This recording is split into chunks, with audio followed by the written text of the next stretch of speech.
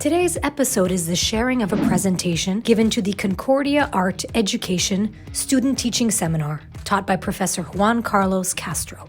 Enjoy. And welcome to Concordia Art Education's Student Teaching Seminar, RD 424. It's Thursday, March 24th, and I am delighted to have QPAT here tonight to talk to us about what are your rights as a teacher. So without further ado, I'm going to spotlight and turn it over to our two guests to introduce themselves, and welcome. Thank you. Well, I'll start by introducing myself. My name's Heidi Yetman, and I am the president of the Quebec Provincial Association of Teachers. And Julie, why don't you introduce yourself, and then I'll start off. Excellent. So I'm Julie Montpetit. I was a teacher, elementary and secondary teacher, and now I have been with QPAT since 2007. And I have several dossiers, but one of them is the new teacher induction. And it's something that I hold close to my heart because I think teachers really need to be supported, particularly when they're beginning their careers. So I'm very happy to be here. And I always start off with a land acknowledgement. So I want to acknowledge that I'm sitting on the land, the traditional and unceded territory of the Kanien'kehá:ka, which is the Mohawk territory, which is a place that has long served as a site for gathering and exchange. So as we gather here today in honor and reconciliation of education, let's give gratitude to the Indigenous peoples whose land we're sitting on. I'm going to start off just by introducing myself a little bit more, about myself, who am I? So I'm actually from Manitoba, and teaching was something that I never actually wanted to do. My mother kept saying, Heidi, you should be a teacher. And I was like, no, I don't want to be a teacher. And I went into science. So I have a degree in science, and I worked in a lab for a year, and I did not like it, and decided to go back to school. And so I went to Quebec City, to University Laval, and studied fine arts. So I have a degree in science, a degree in fine arts, and I didn't know what to do with both of those things. And at the time, in the early 90s at Université Laval, they had a one-year program, especially for teachers who wanted to teach in the high school level. So if you had a degree, it only took 1 year. And so I thought, oh, well, why not? So as soon as I walked into the classroom, I realized that this is what I wanted to do. I also realized the tremendous power and responsibility I had, young minds in the palms of my hands, and I felt like I could change the world through them. So that was really my mother was right. Mothers are always right, I guess. So I taught science and art. So I taught science for about 10 years, and I taught fine arts high school for 13 years in Beaconsfield High School in the West Island of Montreal. And teaching is an amazing, amazing profession. And I wish it was valued more in society. You get so much out of it. It's a very difficult job, but I guess my motto was I found joy every day when I was in the classroom. And I think that would be my message to teachers coming up, is to find joy. And there's a lot of things to learn in those first years. Get to know the secretary, that's really important. But eventually you do find your space, and you get to enjoy your students. In 2012, I actually returned to Concordia University and did my master's in art education. And at that time, we were in negotiations. I was a delegate. So a delegate is somebody in the school that is basically representing the union for the teachers in the school. And I loved doing that. I loved helping teachers as well. I was a delegate for a very long time. It was funny because somebody came up to me and said, would you like to be a delegate, a union delegate? And I said, well, what do I have to do? And they said, oh, you just have to put stuff in people's boxes. Well, here I am now as the president of the Quebec Provincial Association of Teachers. So it was fascinating for me to be a delegate. I found out all about, the collective agreement and what my, what, the rules and regulations of teachers, and learning about my rights was really, really important. So it took me 6 years to do my master's. And during those 6 years, like I said, we were in negotiations. So I went to many, many, many demonstrations, marches. And what my master's ended up being was kind of looking at the intersection between art, education, activism, and being an artist. As a matter of fact, my return to university was about going back into the studio and starting to create again. Just a little side note on that is, while I was doing my master's, I actually did a little bit of research on art teachers and their art practice. And what I found out was, well, first of all, most of us were women and most of us had children. And therefore, it was very hard for us to juggle teaching, our family life, and then continuing the work as an artist. So it's something that's missing. And so that's why I wanted to return. And it was something that I thought was really important moving forward, is any kind of, professional development for art teachers should include practice.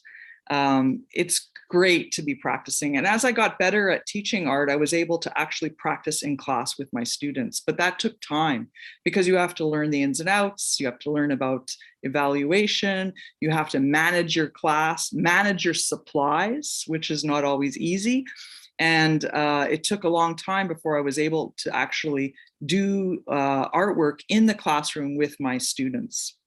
So I've been, through all that, I ended up on the executive of my local union, which is the Pearson Teachers Union.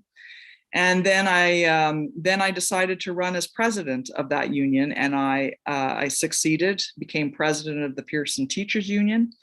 I stayed in that position for about 3 years, and then the QPAT position opened up, and I thought, well, this is really interesting. Now I can speak to the ministry. As a local union president, I was speaking to the school board to try to fix things and make things better.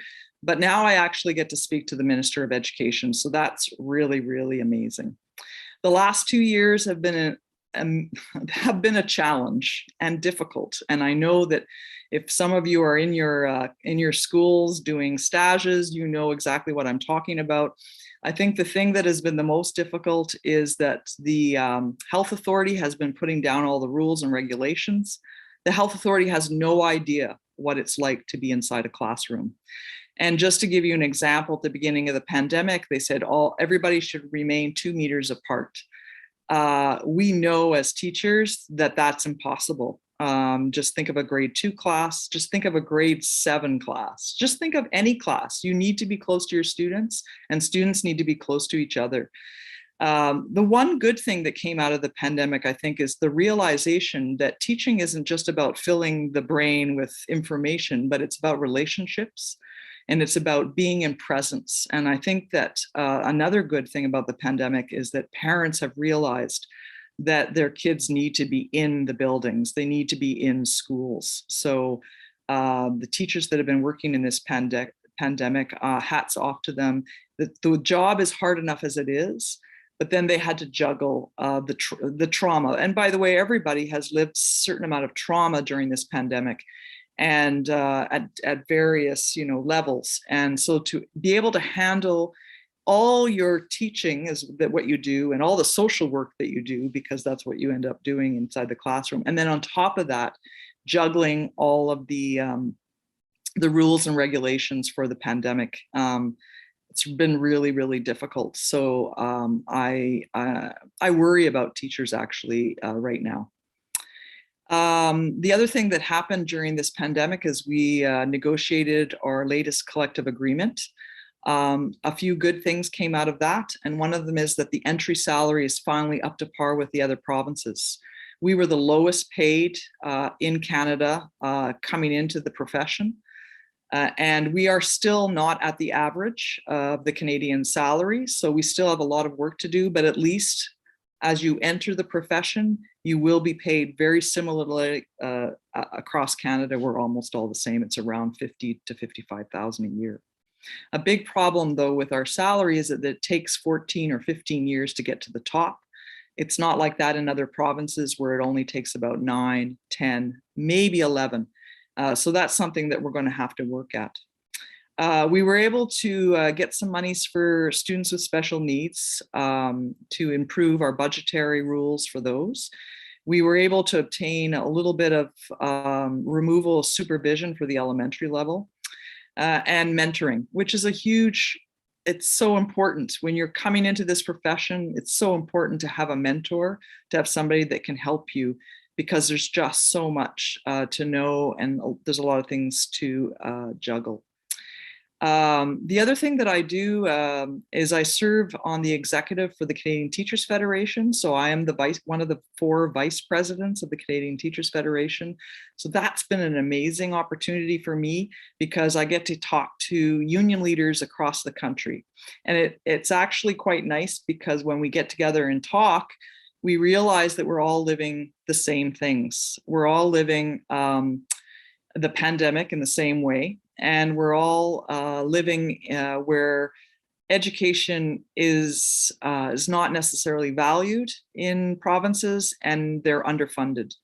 And that's why our working conditions are so difficult.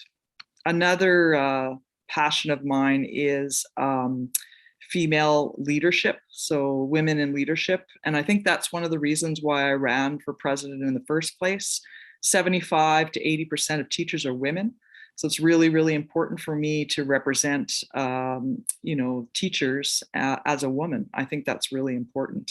And so there's a lot of things that need to be fixed for that, flexibility for women, et cetera. So I do a lot of work for that.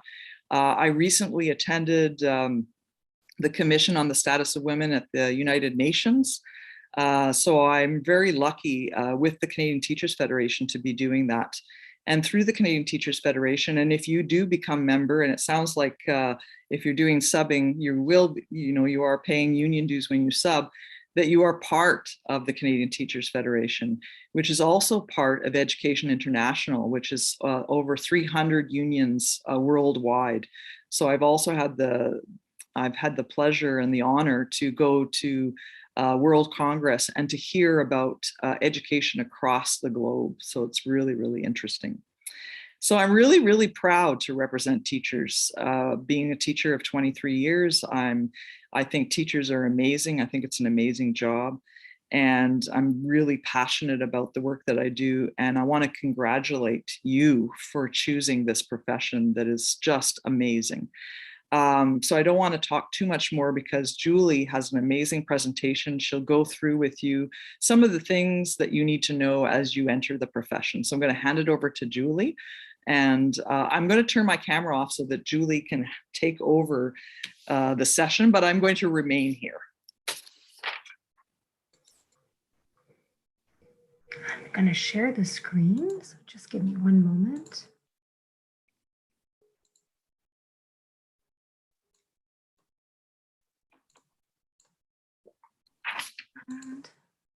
Excellent. Okay, so what I'm going to share tonight is essentially a lot of the things that I wish that I knew when I started in the profession. And having said that, that was 20 years ago. So much has changed since then. So in addition to that, we have a new teachers committee at QPAT, and we often hear about what are the things that they wish they knew, or the struggles that they're having. So essentially, we tried to create a presentation that answers some questions and addresses some of the issues that new teachers have. And yes, as Heidi was saying, it's an amazing profession. And at the same time, there's no way around it. It's a very challenging profession. And you entering at this phase in time, it's very, very particular. But having said that, I have a lot of hope, because the interesting thing about the new teachers coming in, particularly yourselves, and the teachers who came in this year as well, you have a certain understanding that other teachers have more or less of, in the sense that you also experience the reality of being a student online, which most of them, if not all of them, have gone through at some point in time in the past couple of years. And there's a lot that we're going to have to do going forward to, it's been a reality, and it's been a challenge for the students and for the teachers. And the fact that you lived it as well, I think it's going to give you a certain understanding that is going to be very, very beneficial for the students. And now, having said that, if any of you have any questions, please don't hesitate to intervene. That's what I'm here for tonight, essentially, is I want to answer any questions that you have and hopefully give you some information about your rights and some of your responsibilities as well when you start in the profession. So the information that I'm sharing really pertains to the English public sector of the province of Quebec. And now, so if you're hired by one of the 10 school boards, the English school boards in the province of Quebec, you will automatically be a QPAT member. And now, having said that, if you do happen to get a job in the French public sector, you would not be a member of QPAT. You could be a member of the FSE or the FAE, depending on where you're working. But having said that, whether it's the French sector or the English sector, our collective agreements are very, very similar, practically the same, a couple of little minor things that are different. So what I'm going to be talking about would apply to whether you're working in the English sector or the French sector. And if you happen to work in the private sector, they are often unionized as well, but they have their own agreements. So it would be important that if you are hired by the private sector, just to ensure that you find out who the union delegate is and to get a copy of whatever agreement they have, just to ensure that you understand all of that. So as I was saying, if you're hired by one of the 10 school boards, English school boards in the province of Quebec, you will be a member of one, that local union, and secondly of QPAT automatically. So once you're hired, you pay union dues towards both of those. And depending on where you're employed, you would be part of that local union. So for example, the Appalachian Teachers Association is for teachers who are working in the eastern townships of Quebec. Chateauguay Valley Teachers Association, the Chateauguay area, Beauharnois. Central Quebec Teachers Association is for the teachers in the Quebec City area. Eastern Shores Teachers Association, the Gaspé Coast, the teachers in those areas. The Lower North Shore English Teachers Association, they actually cover a huge territory, but they're our smallest union in the sense that they have the smallest number of members. And it's a very, very far place. Harrington Harbor is one of the key areas. And the president from that area always reminds us that when he comes to Montreal, it's even more than planes, trains, and automobiles. It's snowmobile, helicopter, and it's the big trek. But we do have members who are in the Lower North Shore area. The Laurier Teachers Union. So if you were employed by Sir Wilfrid Laurier School Board, you would be part of the Laurier Teachers Union. The Montreal Teachers Association represents the teachers in the Montreal area, more downtown area. Pearson Teachers Union is on the West Island of Montreal, so those who are employed by Lester B. Pearson School Board. The Riverside Teachers Union are for teachers on the South Shore of Montreal. And finally, the Western Quebec Teachers Association is in the Gatineau area and all the way up to Rouyn-Noranda as well. So those are our 10 local unions, depending on where you're employed. So as a new teacher, people wonder, well, why would I even be calling my local union? What are some of the reasons? So here, essentially, what the reason I say is that any reason is a good reason. So if you have a question or you're not sure about something, that is a beautiful opportunity to call your local union. Having said that, you can also call your employer and get that information as well. But if you want to validate something that's been said to you either by your admin or by the school board, you can call your local union and say, hey, I got this information. Can you just validate whether that is correct or not, or if I've understood it correctly or not? So your contract, that's going to be very, very important. If something doesn't seem right or you were told one thing, and then when you're signing your contract, something else comes up, that's an excellent reason to contact your local union. We're going to look at contracts later on. Your pay, so if something seems off, absolutely call payroll. And if you're not sure, call your local union. Your schedule and classroom composition. So if you feel like, it seems like I'm teaching more than everybody else, call and ask. And maybe it's okay, and maybe they need to look into it. A conflictual situation in the place of work. Your benefits. So parental rights. And when we say parental rights, it's for maternity leaves, paternity leaves, adoption leaves, sick leaves, social leave days, the insurance. And by the way, as QPAT, we have a certain amount of social leave days in the collective agreement. And on top of that, Every local union also has often additional days. So it's important to call your local union and say, hey, I'm moving. Do I get a day for that? So any question that you have regarding your days, they exist. And it's important to know what they are so that you're not going into your bank of sick days for something that could be covered elsewhere. And any other question that you might have as a teacher, and absolutely, when you call your local union, you are absolutely allowed to say, I want this to remain confidential. I just have a question. And it will be confidential. And at some point, if you want them to act on your behalf, that's a different story. You can tell them, okay, you can bring my situation to the school board and ask them about it, and that's fine. But initially, if you have a question, you want it to be confidential, you are in every right to do that. So as I was saying earlier, the contracts, that's something that teachers look forward to getting. And you're probably in a position when you're starting your profession, which wasn't the case, 10, 15 years ago, but chances are quite high that you are going to get a contract as soon as you graduate. If you so want a contract, of course, you could get a contract quite easily when you begin your career. So I'll go through with you what the different types of contracts are. So the full-time contract, it's the one that when you get a full-time contract, it's a contract that's strictly under your name. It's a contract that belongs to you, and it's automatically renewed every year.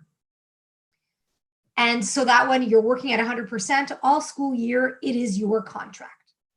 The part-time contract, you're working for part of the day or week. So if you have a 50% contract, you could be working every single day, but perhaps just in the mornings or just in the afternoons.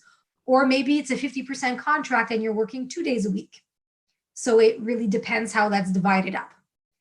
And I would say that the replacement contract is usually the contract that most people upon graduation, that's the type of contract they generally get in the early stages of their careers. So the replacement contract is a contract that belongs to somebody else, but for whatever reason, they are not there to fulfill their contract. They're not available. So often it's because maybe they're on a maternity leave, a paternity leave, they're on a sick leave, they're taking a sabbatical, so whatever the reason is.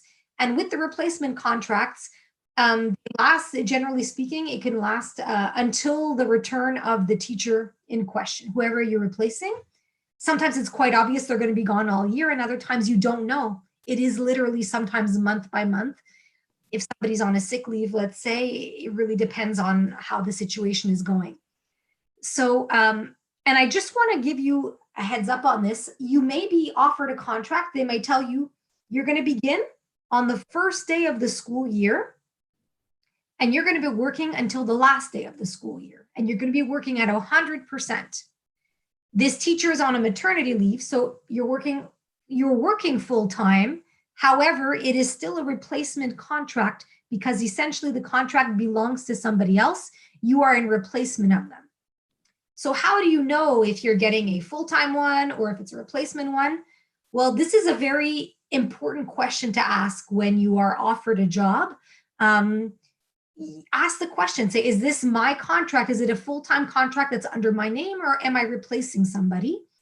And I would go so far as to say, wonderful, whatever they tell you, say, great, can you send me an email just confirming this, just so that I have it, so that I understand it? It's always very good to have this in writing.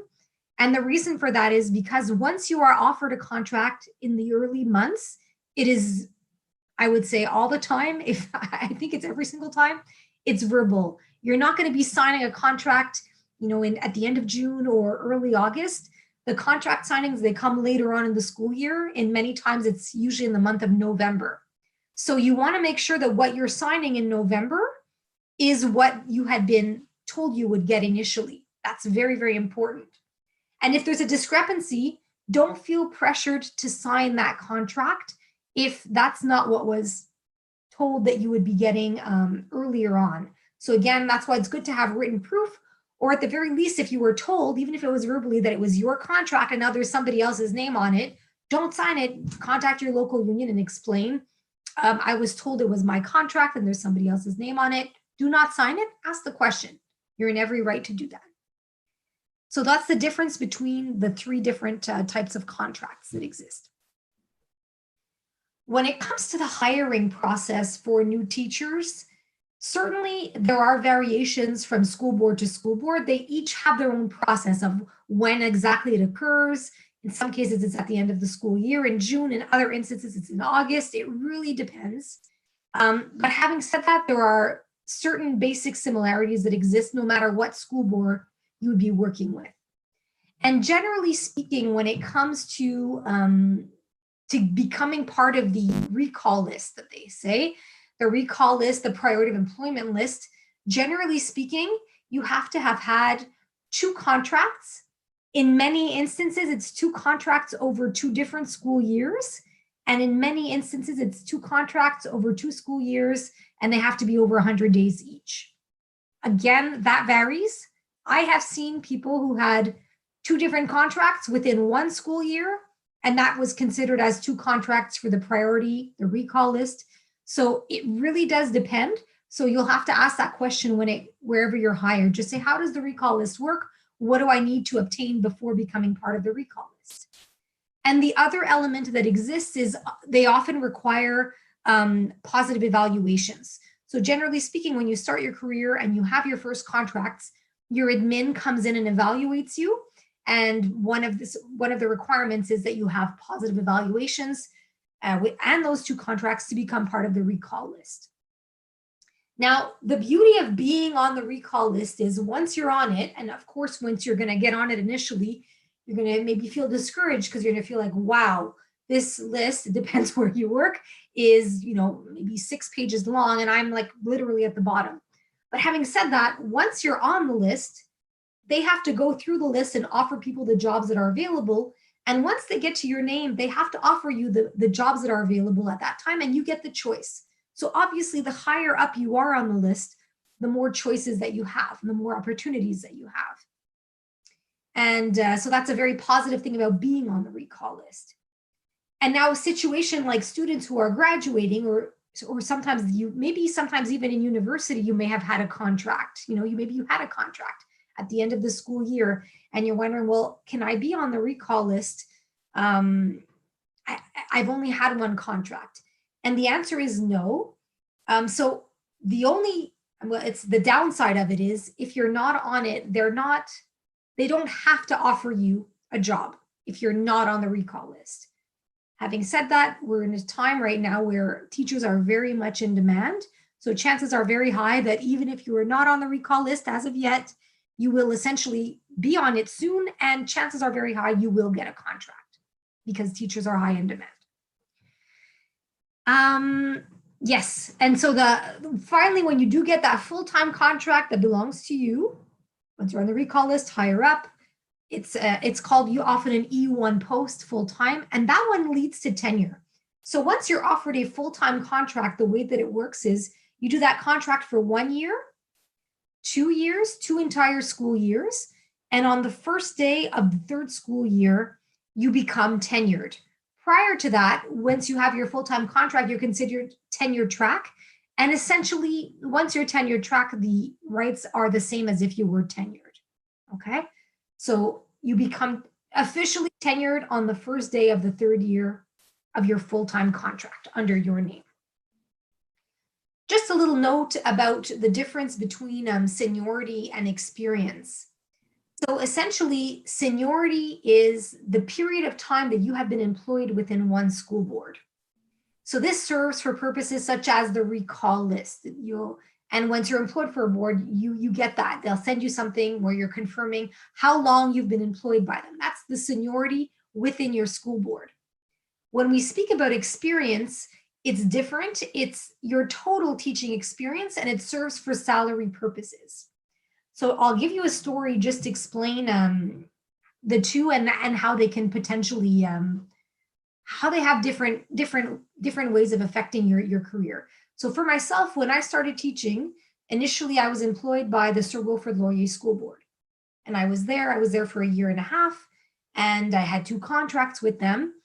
And I was about to I had my 2 contracts, so I was about to become part of the recall list. But at that point in time, I was making changes in my life, and I ended up moving to the West Island, more to the West Island in Montreal. And I was trying to debate whether, do I want to travel, or maybe I'll just start over and try to get a job within Lester B. Pearson School Board, which I did. So because I made that choice, I was not on the recall list anymore for Sir Wilfrid Laurier School Board, even if I'd had my 2 contracts. I made the switch and I started teaching at Lester B. Pearson School Board. And so I lost my seniority. I didn't have any. I started at the bottom.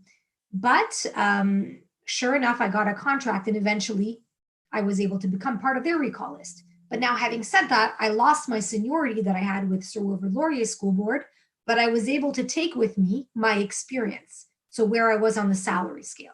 So that carries over no matter where you're working in the public sector of Quebec. So here are some tips for finding your job, your first job as a teacher. I would say absolutely, and I know we spoke about this earlier, some of you are already on substitute lists and doing substitution or about to, so that's wonderful. And I think substitution is such a wonderful opportunity for you to be in different schools. I'm sure you've seen this in your field experiences. Every school has its own culture. Every school has its own way of operating. And you're going to find that you're going to feel like in certain environments, you're going to feel like you belong. And in other environments, you might feel like, I don't know if this place is for me. And I find when you substitute, it gives you a really good opportunity to see the different schools. And that's fantastic. I would say absolutely attend interviews that are offered by the school boards. I know English Montreal has these interviews usually in the spring. I would say even if you're not sure if you want to work for English Montreal School Board, for example, if they have the interviews, go, why not? Because maybe down the line you will want to work for EMSB. And at the very least, it's a good opportunity to get a good idea of the types of questions that you would be asked maybe for the school board that you do ultimately want to work for. So absolutely attend those interviews. And the connections that you're making during your field experiences are huge. So the cooperating teachers that you meet, the admin in the schools where you've had field experiences, where you've had positive experiences, those are great. And sometimes teachers are very humble or shy and they don't necessarily want to impose on the principal, but believe me, there is nothing wrong with you at the end of your field experience to bring your CV to the admin and say, hey, I've been here for the past couple of months. I've really enjoyed my experience. I understand that right now you're probably not in a position to hire me, but I would like to give you my CV because maybe it's at the end of the school year, I will be available. And if something comes up, I would love to work here. And again, like, don't be afraid. You put a cover letter with the things you're interested in. So be it, if it's obviously for all of you, your art teachers. And I'm telling you, art teachers, it's not something that every teacher is comfortable doing. So the fact that you have that, it's an amazing asset. And schools are very much looking for people like you. So talk about your passion when it comes to art and all those things. And yes, so the school connections that you make. And I would say as well, go to schools maybe that are in your neighborhood that you would like to work at, even if you've never done a stage there. Go. And I will just say, pick your time. There are times everybody's job has taken on new parameters in the last few years. And I would say the same is true when it comes to the admin. So their jobs have become a lot more complicated and busy. So really the timing is going to be important. And I would say that in the month of June, they're very, very busy. However, at the end of the school year, when the students are gone, and even better, when the PED days are over, the first week of July, the admin are still in their schools. Everybody is gone. And often in those moments, they finally have a bit of quiet time and they are very much thinking about the next school year. So you showing up the first week of July to give your CV, they will have a chance to see you, to speak with you, and hopefully remember you. And you might just arrive at the perfect moment where, oh yes, I have a group that's going to be opening up. You might just arrive at the perfect moment. The other element as well, I would say, so definitely the first week of July, and the same would be said for mid-August, before the PED days begin, another great time to go and meet the principals. Those times when they're not too busy as well. Yes, I put this in here as well. Keep an open mind about potential assignments. I say this because that was the case for me. I was pretty clear, like when I was in university, I was pretty clear where at the time I said, I want to teach, in my mind, I wanted to teach kindergarten. I really liked the young students, and that was my dream. And actually, my first year teaching, I was very fortunate because I had a replacement contract for the whole year teaching kindergarten. So I was thrilled. It was amazing. And but you know, that lasted 1 year. It didn't last many years. And a couple of years down the line, I had the opportunity, and it was to have my own full-time contract for the first time, but it was at the high school level. And in my mind, I was like, oh, no, I like the little students. My plan was to teach the little students. Having said that, it was to teach drama at the high school level, and drama was something that I'm very, very interested in. So I said, you know what, I'm going to give it a try. And lo and behold, as much as I loved teaching kindergarten, I really loved teaching high school and teaching drama at the high school level. And it wasn't at all like I thought it was going to be. And I'll be honest with you, it's not that I was forced, I did make the choice to go, but if I had been given the choice at that point in time between teaching kindergarten and teaching at the high school level, I would have said, oh no, I want to do kindergarten. So the fact that I almost didn't have a choice, well, no, I didn't have a choice, but the choice was there for me in a way. I wouldn't have chosen that on my own. And I'm very grateful that I had that opportunity. And I realized that, wow, I'm very happy that this came my way, even if it wasn't part of my plan initially. I want to share this with you. So this is new. This came into effect. We received this new scale. It was in November of 2021. So it's very, very recent. And just for you to see, so generally speaking, if you're graduating from an education program in the province of Quebec, you start at step 3. So in this instance, if you would be starting, for instance, at the next school year in September, you would be starting here in the second to last column, effective as of the 141st workday of the 2021-2022 school year, you would be starting at this number 52,954. All right. If you're starting the year after, then you would be starting at 53,541, because this comes into effect in the month of April in the school year. So generally speaking, it's this, but of course, if you have other, if you have education you have other degrees, that can come into play as well. So certainly it's very important that all your transcripts, it's important that you submit that to your employer, and that is sent to the MEQ, and an evaluation is done on all your history in education, all your past bachelor's degrees and everything else, your master's degrees, it's all taken into consideration. So you may start on a higher scale, a higher step. And it's very important for you to submit all of those transcripts and your experience, if you have any, as soon as possible, so that is sorted out sooner rather than later. And again, it does fall under your responsibility. We've had some teachers who didn't take the time to do it. And I would say that the school board is, once you do hand it in and it is made, they're willing to go back retroactively, probably within the same school year. But if you don't do it within a year, they're not going to go back a year or 2 years, 3 years. So it's important that you make sure that you have everything in place so that you're paid correctly. Absolutely. Heidi spoke earlier about the concept of mentoring. And I know for myself, I benefited greatly throughout my entire teaching career from mentoring. I had wonderful mentors.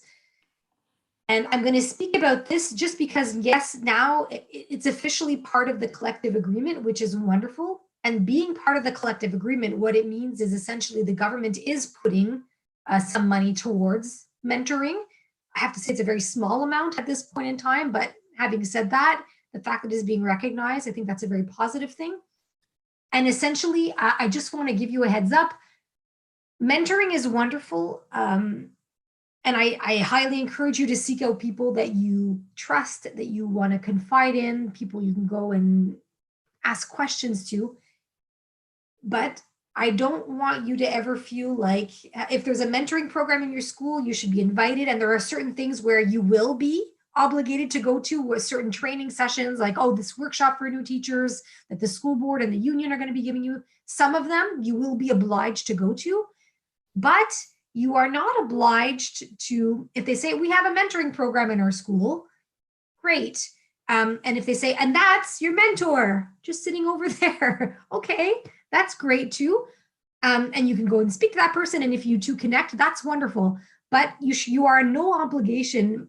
If you hear something like, that's your mentor, and you're going to meet twice a week for half an hour every morning, twice a week, and you're going to show them your lesson plans, and you're going to show them your reflections. Like, that's not what mentoring is all about. Essentially, mentoring is there as a tool to support you when you are beginning in your careers. It is not something that should be giving you more work. So absolutely, I think it's great if schools are offering formal mentoring programs, wonderful, and I encourage you to join them, but you are not obligated, nor is a mentor obligated to be in a relationship with somebody that takes up a lot of time and that is not working for either party. So it has to be voluntary on both instances. Also, by no means should your mentor be the person who is coming to evaluate you. So if you have that type of relationship with somebody and the admin says, well, you know that new teacher well, they might say to your mentor, why don't you evaluate him or her, because you already know how well they're doing, you can evaluate them. The answer to that is no, because your mentor is somebody you have a certain relationship with, and it's not appropriate for them to be coming in to evaluate you. You confide in them, and that's not appropriate. It's the admin's role to come in and evaluate you, not your mentor. And of course, that appropriate compensation be given. So if you are asked to be going to a workshop, great. However, they release you, you are liberated to go to that, or they pay for substitution, et cetera, et cetera. So compensation be given. And we at QPAT, we felt like if any mentoring program exists, fantastic, but the logistics of it should be decided between the school board and the local union. Ideally, it'd be a collaboration between the two. That's that about mentoring. These are some of the questions that come up that I hear from new teachers, or some of the struggles that they have when they're new. So what advice can you give new teachers who feel they have no choice but to take on extra responsibilities in their first years? Yes, and that's a pressure sometimes that new teachers feel. And I would say that essentially when you're beginning, you have already enough on your plate. You have a lot on your plate when you are beginning. So anything that you want to do because you're interested in and you want to be involved, absolutely 100%. I would say get involved. I would say don't stop yourself from becoming involved because you feel like you're too new. If you want to do it, do it. That's great. Having said that, you do not have to lift up your hand for everything, to organize and to volunteer all the activities that are happening in your school. Do not feel pressured to do that. It has to be something that you want to do, and it's something that you would benefit from. And I would say that new teachers ask this question, and even more seasoned teachers ask this question. And the problem is sometimes you say yes to one thing one year, and then it becomes almost like an expectation. Well, oh, you organize a Terry Fox run, great. So you do that every year. Well, you know what? Sometimes some years you have more free time than other years, and that's okay. So just because you've taken on something one year, it doesn't mean that you have to keep doing it every year, nor do you have to keep adding things every year. You are absolutely allowed to say no and to say, this year, I'm just going to focus on my teaching. I have enough on my plate, and you don't have to justify that to anybody. So I just want to remind you of that. And this as well, I want to share. So what resources can the union share to help with the mental and emotional load of new teachers? We're going to look at that in just a moment. So there are two things that exist if you are a member of QPAT. The first one, the Employee Assistance Program. I'll be honest with you, when I started teaching, I had no idea this even existed. It took me a couple of years before someone mentioned it to me, and I was like, wow, interesting. So there is an Employee Assistance Program that exists, and it's a program offered by the school boards, providing a whole slew of services, including counseling, psychological services, legal advice. It's offered by school board, and truly it's for things maybe that you're dealing with professionally, or it could even be not at all related to your profession, things that you're dealing with personally. And the school board will not be informed of who is using this program. This, I would say, an ideal situation, the employee assistance program, the number should be up in your staff room. It should be easily accessible to everybody, but I know that's not always the case. So if that is not, if you don't know what the number is, you are absolutely allowed to call your union or even to call the school board, and you don't have to give your name. You just say, please give me the employee assistance program phone number. That's it. It's all you have to do. You don't have to give your name. And obviously, once you call the employee assistance program, they're going to want to know your information because they want to make sure that you are actually a teacher, but they are not allowed to share that information with your employer. It's completely confidential. The employer, all they know is how many people are using the services, but they are not allowed to know who is using the services. And the other one that I want to speak about is Starling Minds. This is something that we offer QPAT members, so we pay for it at QPAT, and essentially it's an online mental health and wellness tool that helps you assess, monitor, and improve your mental well-being. And so it's something, it's interactive, it's online. It's something, honestly, I do it a couple of times a year. I go on and I just take the time to go through, and essentially they ask you a bunch of questions and it leads you in different directions and it makes you some recommendations.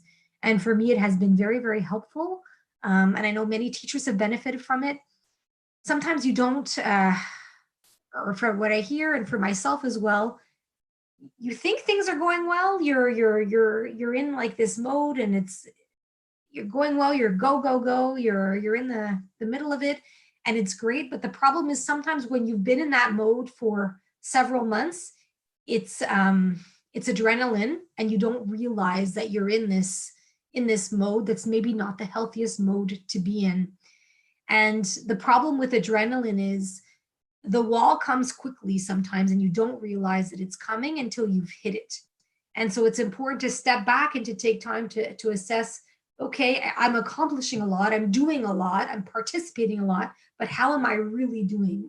It's important to take the time to assess that.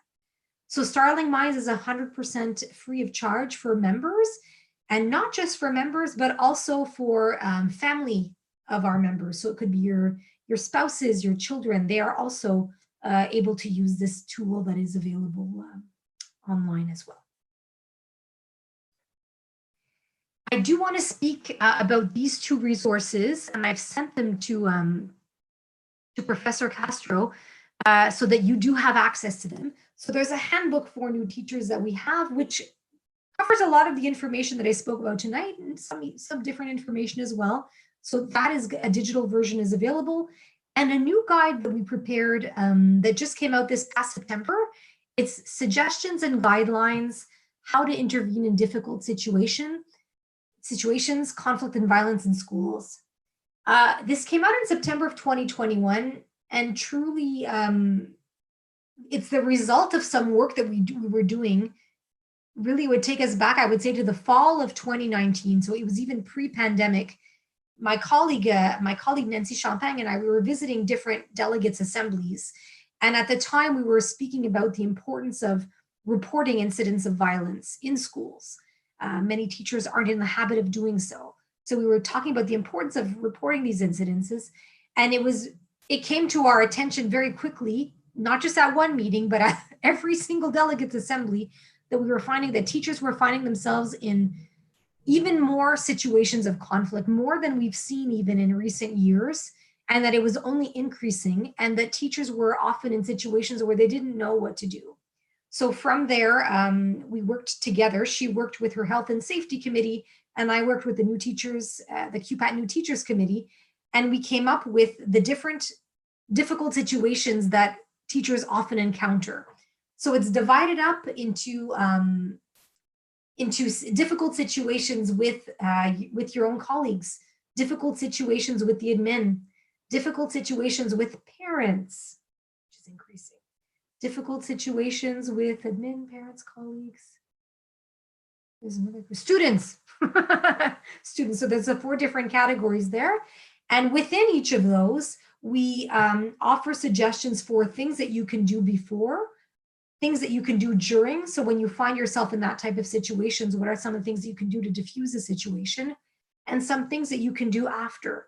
So sometimes even no matter how well you prepared, sometimes things just end up snowballing and you find yourself in this situation. And what do you do in those instances?